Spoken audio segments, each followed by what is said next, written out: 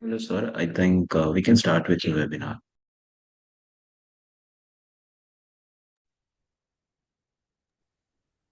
Okay.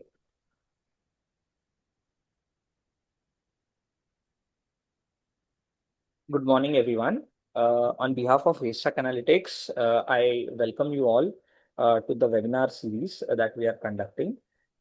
Today, the topic of today's webinar is Advances and Approaches in Human Gut Microbiome Research. And we have a very distinguished guest who will be speaking about this topic. And I hope all of you will enjoy the talk. But before we get into where we start with the talk, I would just like to briefly introduce to all of you what is Haystack Analytics, what we do, and how we are working with genomics. Okay. So Haystack Analytics is basically a company incubated at IIT Bombay in Mumbai. So we started our journey back in 2019 when we started with our first product, which was for diagnosis of tuberculosis. So our tuberculosis diagnostic solution offers a detection of MTB as well as other non-tuberculous microbacterium, and also provides at the same time DST, for that is antimicrobial susceptibility for about 18 antibiotics, which helps tailor the disease treatment well within time, as opposed to other culture-based methods, which might take a long time before the right antibiotic is given to the patient. And therefore, it helps in the overall recovery of the patient in a very, very quick time.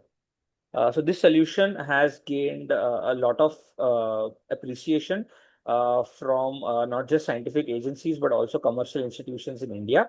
And it was launched by the Prime Minister of India at the BIRAC Summit.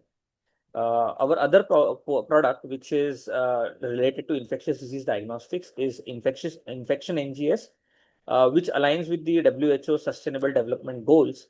Here, what we do is we provide sequencing based. About half an hour talk. Yeah, we provide sequencing based detection of bacteria right at the patient site. That is, it can be deployed in a hospital or it can be deployed in a diagnostic lab, and we can provide the results in about 24 hours. So this is a platform that is based on Oxford nanopore sequencing, and therefore it is portable and can be moved to any place that is required. Of course, during this journey, we have partnered with several tech as well as lab partners, which include Intel, GE Healthcare, and several other hospitals all across India. And our journey has also been supported by SIGN, which is our incubatee, as well as the Ministry of Science and Technology, BIRAC, DST, Nidhi Prayas, all others, right? So this is just a brief journey of how we started. The first product that came up was because we won the Maharashtra Startup Award in 2019. That was for our TB product, and from that time we started building on our TB product more and more. And in 2021, the TB genomics plan was, rolled out pan India. In 2022, we also won the BIRAC Big Grant, BIG grant for TB, and that helped us participate in the National TB Elimination Program as well. In 2023, our next product, that is Infection NGS, came into the market. We had a proof of concept in 2023, and from 2023 onwards, we have been rolling it out at different centers, and currently it is live at about 20 centers all across India. 2025 was a very, very important year for us because we got the NABL accreditation for our Mumbai lab, which is in Navi Mumbai, Turve. And we also won an international award as the overall best startup as well as the best startup in life sciences at TICON in Boston, USA. So with that, I think we will come to the seminar, today's webinar. So I am Shailesh. I will be the moderator. I work as a principal scientist at Haystack since the last 3 years. And we also have a very, very distinguished speaker, Dr. Joseph Selvin, who is the professor and dean of microbiology at School of Life Sciences in Pondicherry University. So just a brief introduction of our speaker. Dr. Joseph Selvin is an extraordinary researcher. He works basically on metagenomics of human gut as well as environmental microbes and antimicrobial resistance analysis. He has published more than 180 international publications as well as book chapters. He has more than 14,700 citations, which is fantastic achievement. Two of Sir's products developed in his lab by his PhD students have also been approved for commercialization by DSIR. He has also been involved with several national and international projects involving government projects in India, as well as pan pan globe products, which projects which are in collaboration with governments of different institutes. So he has led more than 18 projects funded by DST, DBT, ICMR, CSR, and other global agencies. And he has also been a contributor to the European Union's Horizon 2020 program. Sir, of course, has also been given several awards, including that from the Indian National Science Academy Young Scientist Medal, as well as other international fellowships as well. So with that, I think I will hand over to Sir. If our participants, if you have any questions, please feel free to drop them in the chat box during the webinar. And once Sir finishes his talk, the floor will be open for questions. Sir, I think I'll hand it over to you.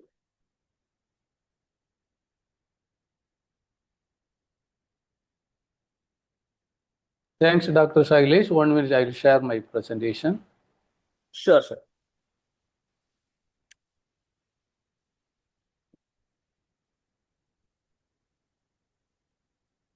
It is here. It's visible to you all? Yes, sir. We can see it. It's okay? Yes, No? perfect. Perfect. 1 minute.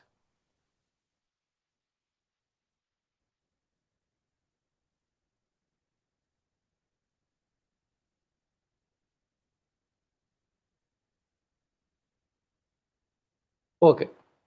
So, good morning to you all. So, at the outset, I thank HaystackAnalytics and Dr. Shailesh. So, this is an opportunity to interact probably through online mode. We are not seeing each other.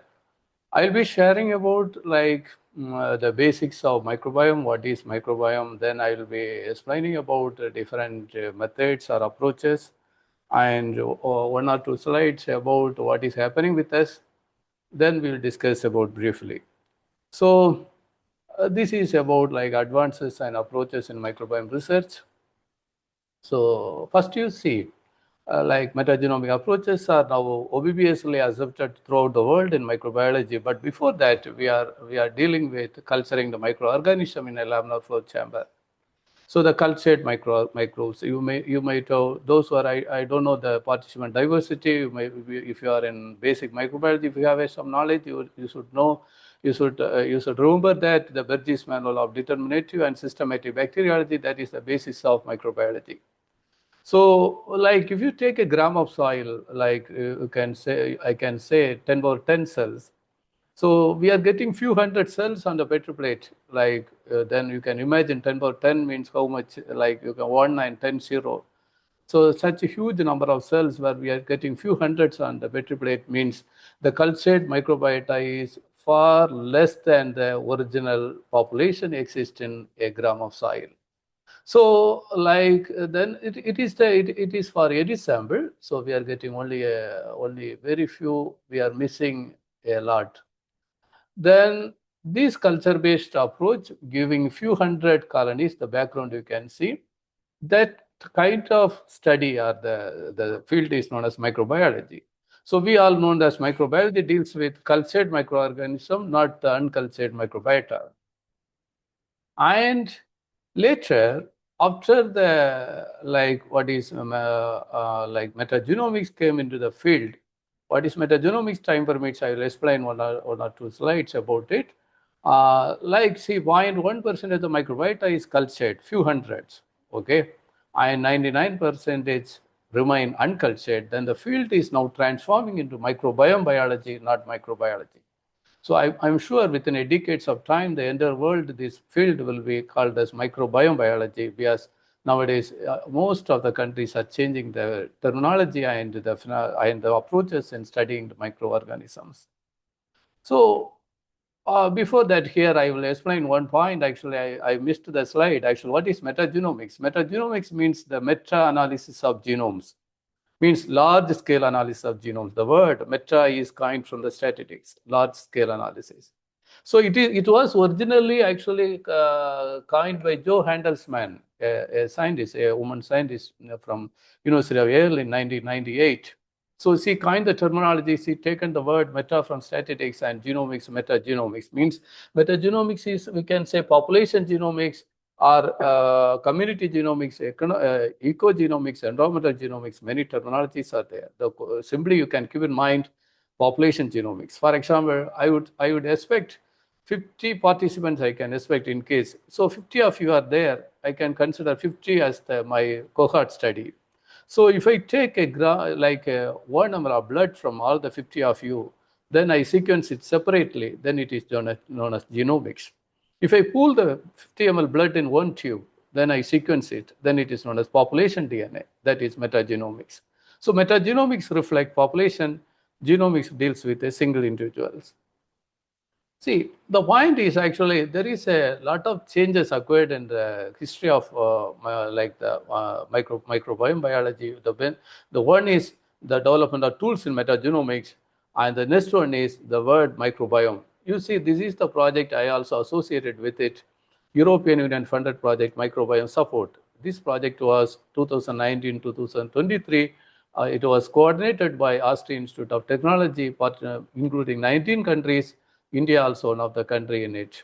So this team actually, they have joined together in Austria. They have discussed and they developed recoined the term microbiome. So the definition of microbiome, you will see the journal Microbiome in 2020 it was published, and it is having now 3,000 plus citation. You can imagine so many people are using this terminology microbiome. And you can see this is one of our alumni, Surajit Pal. We promoted microbiome ambassadors. Ambassador means you have to popularize the word microbiome. I am happy that now even the Indian medicine people, Indian medicine practitioners, we will say Siddha Ayurveda, these people also now started speak about microbiome. So microbiome is now almost reached the I can say the public level, not it as the scientist level. It is reaching to the grassroots level. So Surajit Pavel recently completed his PhD from University of Kiel University from Germany. So this is the definition I wanted to explain. So microbiome is actually previously people are defining the microbiome as total microbiota. Total microbiota is not microbiome. So the biome in ecological sense large, like I can say the community, ecosystem, biome, that landscape. So you can imagine it is above the ecosystem level. So now the microbiome here we explain not only the microorganism, something different means microorganism plus the entire activity. You can imagine microbiome of a human means every second or every minute the microbial changes. Microbiome is dynamic, not static. That is very important. We usually feel that I feel that I'm healthy. Healthy means we have a one type of microbiota. I'm not healthy means another type of microbiota. So the microbiota is continuously changing. It is a dynamic system. So then what is microbiome? Here is the explanation. Microbiome means one side you have a microbiota. This is our earlier thought. Microbiome definition is microbiota. We say microbiota plus its theater of activity. What is the theater of activity? Including the microbial structural elements like proteins, peptides, lipids, polysaccharides, and nucleic acids. And not only that, this is plus theater of activity plus the environment. So if it is a gut, if it is a soil, if it is a water, wherever the environment, we usually say the microbes and its activities makes the environment as niche. It's like where the microbes survive there. There is a change in the niche, microbiota will change. So you will see the environmental conditions and the signaling molecules and toxins and many things collectively called as microbiome. So always keep in mind microbiome is not only microbiota. So this is the team, microbiome support team. They have evolved this microbiome definition in 2020, and it is a coordination project between many countries. And it's still there is a, if you are interested, you go to the Microbiome Support Association. The association is allowing many members. You can also have a chance where every 2 years they are conducting the meeting across the world. So this is one microbiome ambassador. You can join the Microbiome Support Association. You can become the ambassador. Ambassador means you just popularize the word microbiome in the public. Okay, not only that, another one is, see, once we understand the microbiome, the next one is biobanking. Biobanking is very, very important because it is globally missing. Globally, we have the culture collections. Biobanks are another important one because the microbiome starts with, we can deal with actually cell. The cell means you have the techniques of microscopy and culturomics. Culturomics, I'll explain one slide later. And you can work with the DNA, total DNA. So for example, as I said, 1 gram of soil contains 10 power 10 cells. If you isolate the DNA you'll get only one DNA, but the DNA is called meta-DNA. The meta-DNA represents, suppose, statistically 10 power 10 DNA, okay, 10 power 10 cells. So this is, therefore, the methods are meta-barcoding, metagenomics, and if you are having isolate the RNA, then you can work with meta-transcriptomics. If you isolate the total protein, then you have metaproteomics. If you have the total metabolites analysis using LCMS, so many methods are there, then it is metabolomics. So now the question is, this collectively, you can imagine, now it is microbiome. So it is not simply with doing like a 6-ness RNA sequencing alone, it's not microbiome analysis. So that I will explain as much as possible because I'm going to present, this presentation is very brief, but I'll try as much as possible. See, microbiome have a very broader application, not only in agriculture, another side is medicine. Medicine is transforming the medicine nowadays, like FMT, fecal microbiota transplantation, I will explain briefly in a few slides. So another side, it is have a larger application in agriculture. Agriculture, I can say, we usually say green revolution. Green revolution, actually, it is going to happen through microbiome amendments. So now a lot of companies are coming up in the field of agriculture, in the field of medicine. So, as I said, these biobanks are completely ignored in many of the global scenario, though we have culture collections. So anybody doing research, definitely you start with the biobanking. The reason is, see, if you come to a conclusion from microbiome data analysis, but later you have the virtual data. Okay, bioinformatics is very important. Virtual data is there. If you are missing the sample, finally you are saying that this particular abundance and this particular metabolites is a reason. If you are missing the sample, you cannot retrieve the sample for further studies like culturomics or so many some of the techniques I will be explaining. So the biobanking is there that will give you continuous supply of the sample for future reference as well as future studies. So now, what is human microbiome? Now come to our actual talk. So human microbiome, I said again, I'm saying that, like I said, the 1 gram of soil contains 10 power 10 cells. Similarly, a human is made up of 10 power 10 cells. Okay, so it is approximation. Probably some changes will be there. So a human is made up of 10 power 10 cells, and our body contains 10 power 14 cells of microbiota. So you can see one side 10 power 10, another side we born as 10 power 10 cells, we die as 10 power 24 cells. You got the point?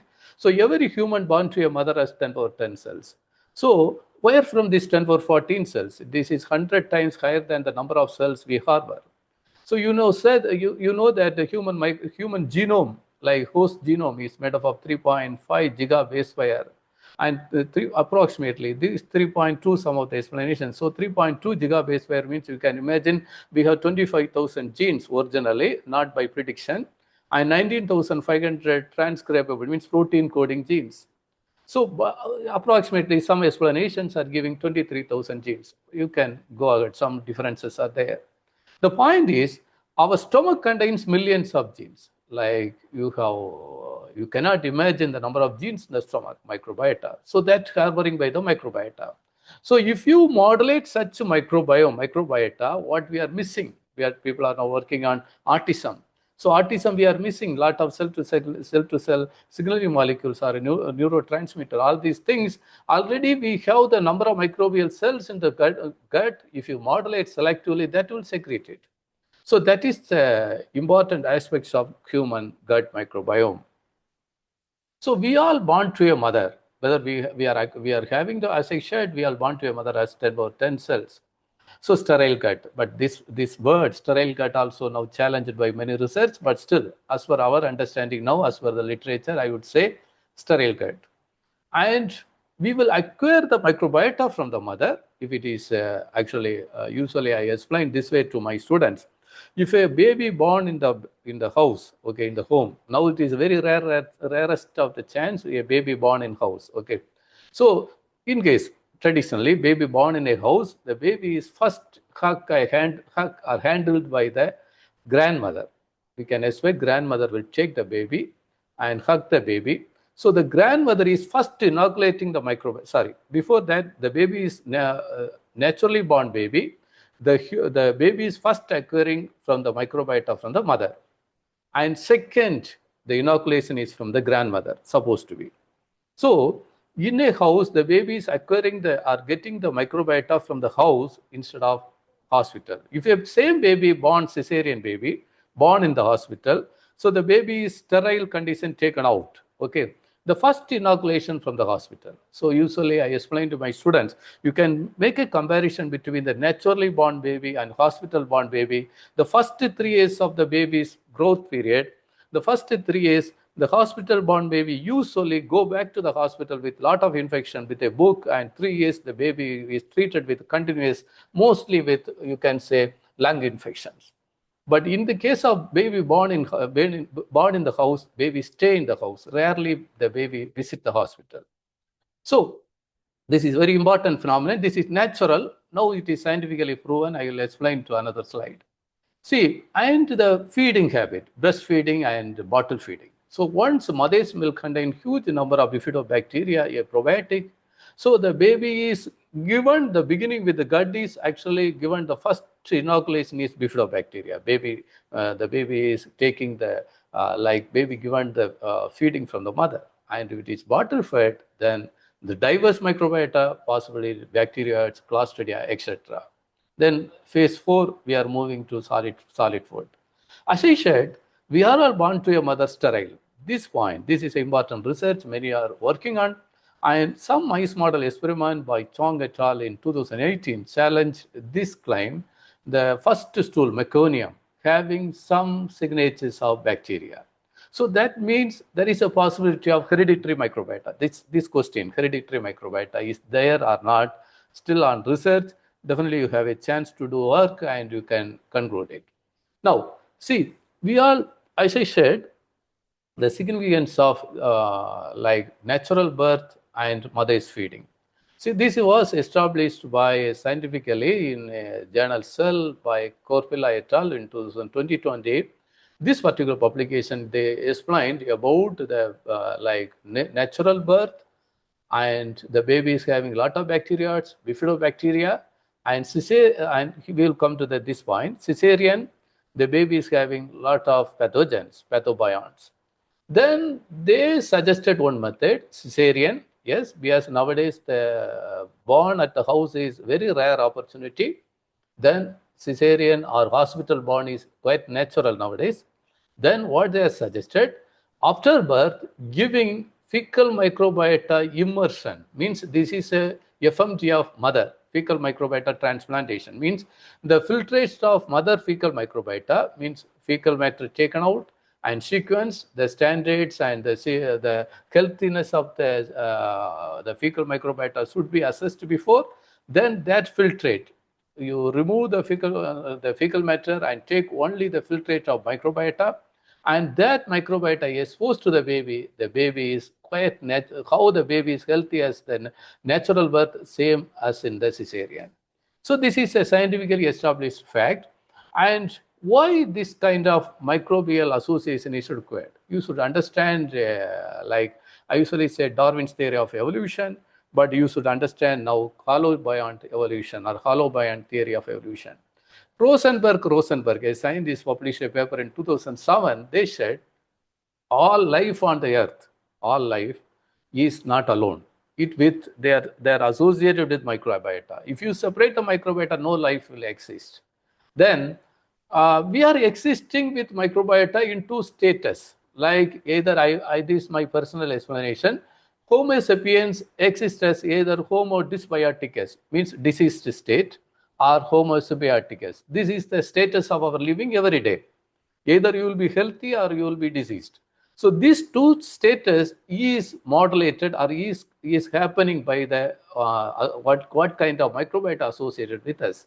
So if you have a opportunistic pathogen like you see winter time, we are getting a lot of infections. You can say we are getting some fast food travelers diarrhea. Means what's the meaning? Gut full of pathogen. So Vibrio cholerae. So if what is the, some of them are asking the question, what is the meaning of healthy microbiome? Healthy microbiome, I could explain this way: if you have a diverse, stable, resident microbiota. Initially I said microbiomes are always dynamic. Yes, that is true. But by the same time, you are continuously maintaining the stable, healthy, diverse microbiota. This is the diverse microbiota, always mutualistic with your body, so you will always healthy. The diversity is disturbed, that is known as dysbiosis. So only one pathogen throughout the body. For example, a patient in ICU, usually 30% nowadays, recently I understand that 70% of the patients are dying because of AMR pathogen in the ICU. See, you can imagine ICU, what is happening.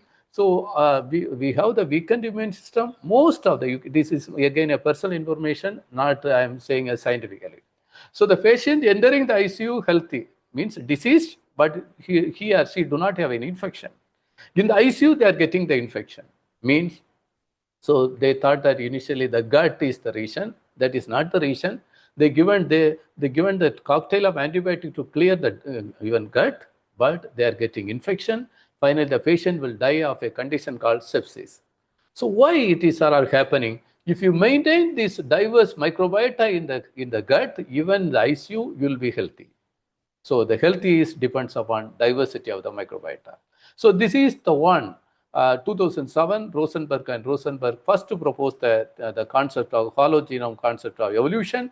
Then in 2018, after 10 years, they re-reviewed their concept, whether we proposed in the right way or not. Then based on the literature and global analysis, they come to a conclusion that yes, hollow genome theory of coexistent, I would use the word coexistent, we are exist with microbiota, is true. It is not a theory. Okay, now we will see some of the techniques quickly. Probably under 10 minutes, then I close the talk. See, the techniques are usually, now everybody use the word V3, V4 sequencing. So you should understand that V3, V4 sequencing is not 16S rRNA. 16S rRNA having many hypervariable regions. You will see V1, V2, V3, V4, V5, V7, V7, V8, V9. So these are all hypervariable regions, remain unchanged throughout the evolution. And we usually take this PCR amplicon and we are sequencing because the cost is very less and the data is very stable and it is always remain unchanged. However, most of the publications and recent understanding is you should go for complete 16S rRNA sequencing instead of going for V3, V4 sequencing. That may be the first line of, you'll start with V3, V4 sequencing, but you go ahead with the full length 16S rRNA sequencing, then you will get the complete diversity of microorganisms present in the sample. And one more cautious word, I'm using the word bacteria. Actually, 16S rRNA sequencing is only for bacteria, not the entire microbiota. Okay. So this is the one of the very recent publication in experimental molecular medicine by Kim et al. In 2024. This is one of the emerging dimension of human medicine, that is particularly human microbiome medicine, that is whole metagenome sequencing or shotgun sequencing. So what is the advantages of shotgun sequencing? Again, cost is the matter, but still. So here you will be getting 16S rRNA sequencing, you will get the taxonomic profiling, but some extent you go for functional interference based on the bioinformatic analysis. But if you go for the shotgun sequencing, you will get the genomes of the microbes uncultured, never been cultured, which is present in the soil or gut or any sample, you will get the genomes. How it is possible? That is known as metagenome assembled genomes, MAX. So MAX is the one of the recent emergence. We recently also one of our India UK AMR Watch project also, that is known as binning. Binning means we generate the genomes from the metagenomic data. So we generated so many genomes. So this is fully assembled genomes are not may not be possible, but partially assembled genomes are possible. You are getting new bacterial genomes, uncultured, never been thought of, which is not at all in the literature, completely new. You are getting the complete genome, almost partially complete genome of the microbiota remain uncultured still date. So this is one of the important tools, like a stool sample. You isolate the DNA, go for shotgun sequencing, fragment of the DNA, and that sequence taken for the assembly. So you will get the contigs. So maybe 1 minute I'll explain what will happen. You are getting reads because the sequencing itself is a shotgun. Shotgun means in biotechnology random. Shotgun PCR or shotgun cloning means random PCR or random cloning. So here you are sharing the DNA into random pieces, and in the sequencing platform it will go further fragmentation. Finally, you will get a small fragment based sequence data is known as reads. If you assemble the reads, we get a little larger fragment of sequence information that is known as contigs. If you assemble the contigs into little bigger, means like I can say this is in base pair, this is in kilo base pair, this is in mega base pair, for your understanding, keep in mind. So the base pair reads are assembled into kilo base pair contigs, and kilo base pair contigs are further assembled to mega base pair scaffold, and the scaffold are assembled, you will get even genomes. So this is the basis of genome assembly, and you will get, this is a very important emerging technique, particularly microbiome medicine. And metagenomics, usually, as I said, the word, it was coined by Joe Handelsman in 1998. And there are two methods in metagenomics. One is sequence-based. Nowadays, globally, most of them are using sequence-based. They forget about functional metagenomics. I'll brief about 1 minute about, because time is closing, 1 minute about what is functional metagenomics also. Before that, this slide also, like this slide also, I explained culturomics. See, the question is, we have metagenomically assembled genomes and metagenomic data, shotgun data, blah, blah, everything is possible. But finally, you have a challenge. I need that particular bacteria. If you culture the bacteria, you will be a billionaire, because the bacteria may be eliciting some molecule that have a greater health value in the human medicine value. Then definitely you need the bacteria instead of you are going for heterologous gene expression. Definitely heterologous gene expression is possible, but sometimes it may be a failure. We may be missing something. The missing all these analyses is possible if we cover culturomics. So the culturomics is the one people are working on, where the reason is most of the bacteria remain uncultured because nutritional shock. So if you are growing on LB media or nutrient agar media, nutrition itself is shock for the bacteria which cannot grow. Therefore, they developed a method like if you keep the Petri plate contain the media, and media also have a, for example, soil. You have the soil, it is inoculated with the soil, original soil, also sterile soil. And one side you are taking the soil as the inoculum here. Here it is sterile, media with the sterile soil. Here the inoculated soil, for example, in an example. Then this soil, real soil, pass through the 0.03 micron membrane filter, example membrane filter. It will not allow bacteria pass through. I forget, I am missing an explanation here. Here it is inoculated, here it is soil, original soil. So this inoculated bacteria means the soil bacteria grow because which was originally in the laboratory growth, which is missing the lot of nutrients, but it will getting the nutrients from the original soil, thereby it is growing. This is known as diffusion chamber. Another similar kind of one is microbial trap for fungal culture. So I wanted to explain few more things, therefore I'm running fast now. Pangenomics, another field. See, in probiotics, so many people are developing probiotics and a lot of microbiome inoculums and microbiome supplementations, and many things require the quality control by pangenome data analysis. For example, E. coli. E. coli contains 16,000 strains. Okay, different strains. E. coli are pathogens are there, non-pathogens are there. So many E. coli are used in heterologous gene expression in genetic engineering. So all these things. So if you don't have the knowledge of this, for example, a human is having a like UTA pathogen. So many E. coli are UTA pathogens. How do we know this pathogen is AMR resistance or means antibiotic resistance or not? All these things we can do the analysis through pangenomics. So pangenome is a word, means it is a genome of all strains of a particular species. For example, 16,000 E. coli strains genome is known as pangenome of E. coli. So it has core genome. Core genome means it is remain unchanged. E. coli is genome, and dispensable genome means all 16,000 have a different unique genome patterns. That unique maybe a gene you can imagine. So that is known as dispensable. That vary between the 16,000 E. coli strains. So the closed or open. Closed means the pangenome diversity increases with the increase of that the strain number. Then it is open pangenome.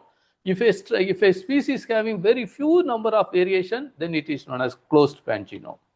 So another important technology is we can say microfluidics. So now you will see microfluidics. I can say like 10 power minus 18, such a small tiny droplet. So if you make tiny tiny wires of like microfluidic droplet generation, you will be able to get a single cell from the metagenomic sample or the microbiome sample, single cell. So if you get a single cell, the single cell can be taken out for the sequencing. That is known as single cell metagenomics. It is nowadays very important. I'm not explaining this EPIC PCR. Please Google it if you want. As time permits, I will explain later any other occasion. Emerson paired isolation concatenation PCR. This PCR even amplify almost the whole genome of a bacteria. That is the uniqueness of this PCR technique. So this one I am. This is the one like single cell metagenomics, environmental sample, single cell isolation by microfluidics, and then you go for amplification, whole genome amplification, assembly. You will get a single cell genome from this approach. So finally, I conclude with what is happening with this. One of the projects we are working with AMR, like antimicrobial resistance. This one is recurrent UTI in mostly particularly human population. They are getting recurrent UTI because of antimicrobial resistance pathogens infecting them. So that kind of situation, we taken the samples like what studies, we taken 200 samples and we sequence, we establish the diversity and then the resistance pattern. Then what I can say, importantly, what we establish is, see, the healthy human is having lactobacillus, but in the case of a UTA patient, they're having a lot of diversity changes with E. coli, Shigella, Klebsiella, Protease. This is the pathobiont. Most of them are opportunistic.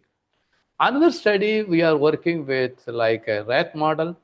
Rat model we are giving nitroglycerin. It is a nitroglycerin induced migraine, migraine gut-brain axis, migraine model.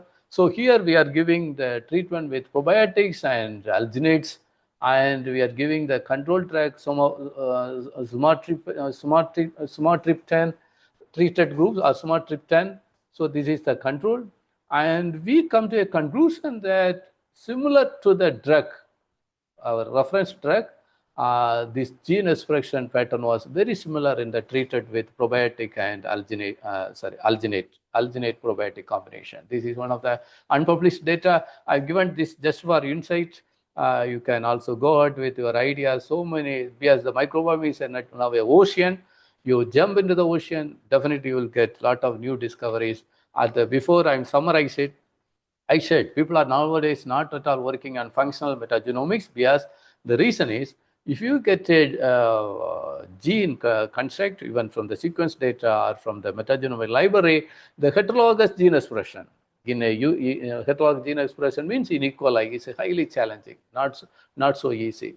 Therefore, nowadays people are integrating with synthetic biology, where you have a what can I say, gene circuits you can generate. It means inducer, that is known as repressor inducer system. Therefore, you can able to express the gene effectively in heterologous system. This is another challenging field.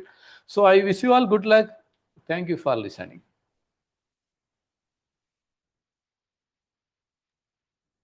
Thank you, sir, for that wonderful talk.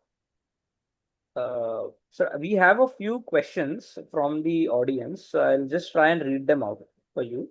Yeah. The first question is from Subhajit Sen. He's asking if a student wants to get into microbiome studies today, can you suggest some useful websites or courses which will be helpful, especially with the computational methods and techniques? There are so many. I cannot say one website because even your HaystackAnalytics kinds of so many even service providers are giving training, and Microbiome Support Association, get into the association website. Every time they're giving so many courses happening in Europe. Even some of them are funded. 2 weeks course. Morning also I was in TriLac, another medical training courses. They are giving fellowship also to fellowship. You can start with, I can say, like V3, V4 sequencing. So you'll get some idea. So you will get analysis also done by the companies. So at the end, you can start interpreting the microbiome data. Thereby, you can get into the field. Okay. Thank you, sir. So another question that I had, because you mentioned V3, V4. So often we also get these requests from clients where they want to, just look at the bacterial population in a sample. Yes. And they are always confused between whether to go for V3, V4 or to go for 16S full length or to go for metagenomic short read sequencing. What I would suggest, yeah, please complete the question. So the question is, sir, probably you got it. So what is the ideal method, or is there a combination of methods No, that works better? it is like depends upon the funding. Okay. And number of samples. You have a huge number of samples. Start with V3, V4. So you'll get some idea, diversity data. Definitely you'll get the diversity data. Level 2, you go for the selected sample. You can reduce the sample, go for full length 16 sequencing. And level 3, definitely you go for shotgun sequencing, where you'll get metagenome derived or metagenome assembled genomes. That's a big. Actually, it depends upon the time of your. For example, PhD means I would suggest the 16S sequencing is sufficient. If you go for a postdoctoral or continuous research, you are continuing the research. You go for shotgun and metagenome assembled genome. Yes, you are doing a lot of work on it. Okay. Thank you, sir. So we have one more question, sir, from Tanmay, and it is related to metagenomic assembled genomes. So the question is, what is the sequencing depth GB per sample we require to construct complete metagenomic assembled genomes out of shotgun sequence from gut samples? That's a good question. There is no definition. That's the way I told you. It depends upon the diversity analysis. You will be knowing how much data required. So what is the diversity pattern? You can take a decision 1 GB to 10 GB. We will usually say X, 1X data, 10X data. That's the reason you start with V3, V4 or diversity. Based on diversity pattern, definitely you can take a decision. What is the expected genome size? Okay. Thank you, sir. Sir, I think we have one more question. So this is quite a lengthy question. I'll try to read it out. We have learned that early exposure to pathogens during childhood can be beneficial for immunity to build up later in life against multiple infections. How do we segregate from this information what is pathobiome versus beneficial symbiote, especially when both are continuously dynamic? Excellent question. Now my answer is there is no pathogen on the earth. There is no pathogen. So the microbiome explanation is all pathogens are friend. Okay, even COVID-19. So the coronavirus is not a pathogen. It just exists with us. So once the pathogens are evolving, like antimicrobial resistance, it is evolving. Pathogens are evolving. So the evolving scenario, we need a good microbiota in the body. So that's the way we can escape from the evolving pathogen. Evolving bacteria as pathogen. You might have understand my question. For example, childhood, you are exposed to E. coli. Same E. coli become urinary tract infection in later stage. Correct. So, yes. So, sir, one question that I have, which is related to what you just said, and also one of the slides where you mentioned the study with respect to migraine and microbiome, right? Yeah, So now there are in popular culture also we hear about how microbiome affects different conditions, both physical as well as psychological. So there are yeah, some people who associate that with something like depression, exactly, not just exactly. immunity. So I would just like to know your general thoughts on this, and if there is any scientific evidence to support that. I would say best type. One quick, like our practical explanation. See, when you are attending an interview, for example, participant's sake, I'm explaining. So when Mhm. you are attending interview, like interview is going on, usually we feel hypertension. We take drinking water. We ask the questions with, sorry, interact with the fellow already interviewed. So this is a cyclical. So what is happening that time? The hypertension is felt in the stomach as acidity. So that is our stomach become physiological changes in the body become acidity, and acidity makes the gut bacteria become acidophilic. So all other bacteria will be depleted. So acidophilic bacteria remains. Then this acidophilic bacteria interact with the stomach lining. It will get inflammation, and then it is chronically you are getting always tension. That is known as IBD, inflammatory bowel disease. So these are all like lifestyle based disorder. So now the question is, even this one I given to talk in many of the school children also. If you take a proper probiotic, it is not exist. It is for your research. Somebody do the research. So if you take a probiotic before going to the interview, we will get tensed. Physiologically we are pressed, and gut started secreting as hyper secretion of acid, but still this probiotic bacteria make the gut cool. There will be no change, no depletion. There will be nothing changes in the body. Even this is the one important discovery very recently in nature medicine. They find that two bacteria is reasoning for inflammatory bowel disease. So that is hyperacidic condition.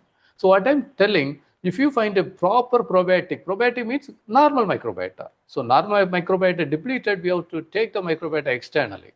So that is now biggest field. People are working on it. Even what can I say? Any mental depression or any autism condition definitely cured with probiotic combination, that is known as psychobiotics. Lot of research is going on. Yes, it is so many products are there, not definite, but it will come definitely. Okay. So I think we have one more question from the medical point of view. So this is from Dr. Sudarshan, and he's asking any unexplored area in microbiome where medical fraternity must focus on. This is very important question. Even Savamaya we suggest also. I hope ICMR very recently made a task force on microbiome task force. They will be giving suggestion. This should be, the microbiome is missing in the medical education. It should be integrated. Medical education should consider no microbiome. You are treating not the human, you are treating the hollow genome. Or hollow means human with microbiota. This Okay. concept, basic concept, also need a change in the medical research as well as medical practice. Hopefully it will come into exist within a decade time. Okay. Uh, so there is one more question. I'm not sure, Lavanya, what you are trying to ask, but I'll still ask it to sir. Is there any way we can link probiotics with metagenomics? No. Metagenomic is the population genome. So probiotic, if you are taking 10 probiotic, then it is a metaprobiotic. You understand me? It is like a technical terminology. There is no difference between microbiome, probiotics, metagenome, not three. So metagenome represents any more than one bacteria is there, that is metagenome. Okay. So there is one more question. I think it is getting more and more interesting. So this is more technical. Regarding the use of nanopore sequencing platforms. Basically, I think they're trying to ask about long read sequencing platforms. Could you comment on their reproducibility and data consistency across runs? Additionally, in your experience, how do they compare in terms of cost effectiveness and scalability as compared to Illumina? That is true, but the Oxford Nanopore is the best platform. But however, lot of changes are missing. Missing reads are the challenge. But nowadays they also now improved a lot. So what I would say, we had the experience of hybrid sequencing. Illumina as well as Oxford Nanopore. If Correct. you use the both data, then you have a proper assembly. This is the case for like larger organisms, more than 1 GB genome size means you can thought about these things, not for simple bacteria. Okay. Thank you, sir. Sir, just Thanks a lot. one last question, sir, from my end, and then probably we will stop. So you spoke about functional metagenomics, Yes. right? And what is your general take, sir, on how it is being perceived in the community? The reason being, now with genomics becoming so cheap, cheaper, I think most of the applications or most of the databases are now also flooded with a lot of metagenomic data, which may not make sense to a specific scientific question. So any thoughts on that, sir? Actually, functional metagenomics is the beginning. Actually, the metagenomic field start with actually shotgun, not shotgun sequencing, shotgun cloning. Cloning, yes, correct. Yes, shotgun cloning, but it is highly challenged method, highly challenged, and lot of failure. Therefore, only most of the lab globally they closed the work on shotgun cloning.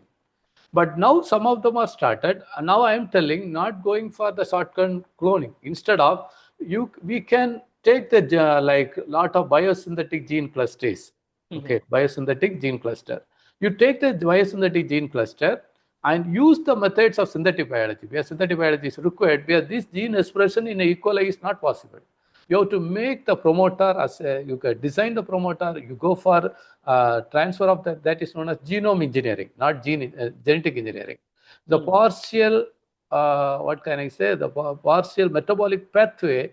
You have to synthesize it, transfer to a bacteria that is partially reconstruct the genome of the bacteria. So that is the greater field people are working. Again, you will get like lot of industrial products. Immediately you will become a millionaire because if it is successful. Okay. Thank you, sir. I think, sir, there are a lot of other questions as well, but in the interest of time, Yeah. we will Thanks a not lot, take sir. them currently. Thank you, sir, once again from the entire team at Haystack for accepting our invitation and delivering this fantastic talk for our audience. Thanks a lot. Thank you all. Best of luck. Thank you, sir. Thank you. Thank you, all the participants.